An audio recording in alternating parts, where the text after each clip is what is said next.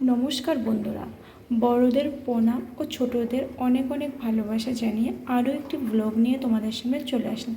তো আজকে আমি একটা রেসিপি শেয়ার করতে চাইছি, সেটা হলো করলা শুকটির চটচটি। তো সেটার জন্য কি কি লাগবে দেখো, আমি এখানে কেটে নিয়েছি পেঁয়াজ, কুচি করে পেঁয়াজ, কাঁচা লঙ্কা আর করলা একসঙ্গেই কেটে ধুয়ে রেখে দিচ্ছি।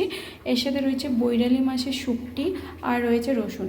এখানে রসুন আর পেঁয়াজের পরিমাণটা একটু বেশি পরিমাণেই তোমরা দিবে। তো এটা দিলে আমার মনে হয় এটা খুব টেস্টি হয়, রসুনের পরিমাণটা বেশি দিলে। তো তো দেখতে থাকো আমি কিভাবে বানাই। তো বন্ধুরা, এখানে আমি বৈরালি মাছের শুকনো মাছটা ভেজে পুরো নামিয়ে নিচ্ছি। তো নামিয়ে নেওয়ার পর ওই কড়াইতে দিয়ে দেব পরিমাণ মতো সর্ষের তেল।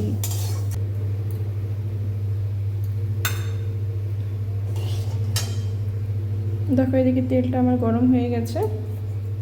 বাড়িতে আমি কেটে রাখছি করলা, পেঁয়াজ কুচি, কাঁচা লঙ্কা এগুলো দিয়ে দেবো।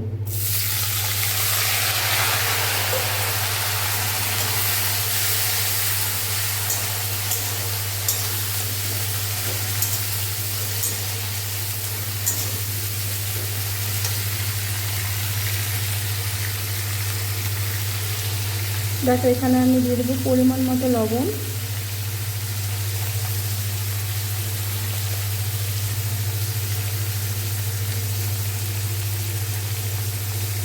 পরিমাণ মতো হলুদ গুঁড়ি। এবার আমি এটাকে নেড়ে নেব লবণ আর হলুদ দিয়ে।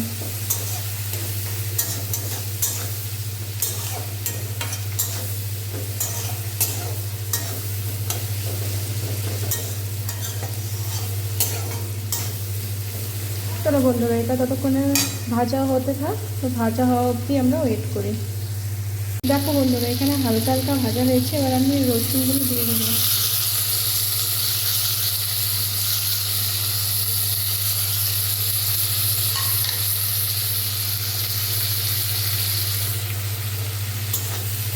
রসুনগুলো দিয়ে আবার ভালো করে নেড়ে চেড়ে মিক্স করে নেব।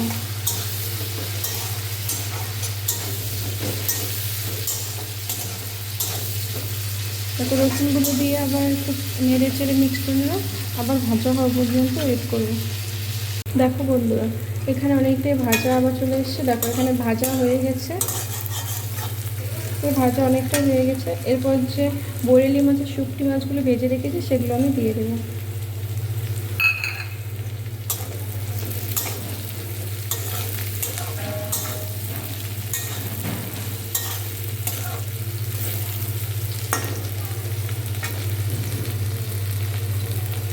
এটা দিয়ে দিলাম শুকটি মাছটা। এরপর আমি একটু দিয়ে দেবো চিকেন মশলা, এর সাথে একটু মিট মশলা। এটা দিতেও পারো না দিতেও পারো তোমরা, আমার এইটা ভালো লাগে তাই আমি দিই। তোমরা দিতেও পারো না দিতেও পারো, বাস এভাবেই একটু নাড়াচাড়া করে ভেজে নেবে।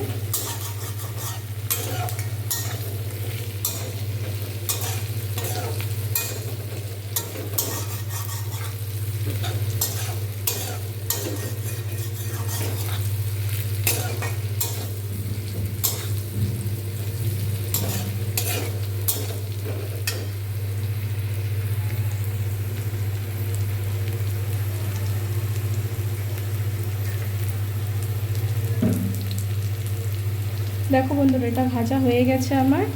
এরপর পরিমাণ মতো জল দিয়ে দেবো।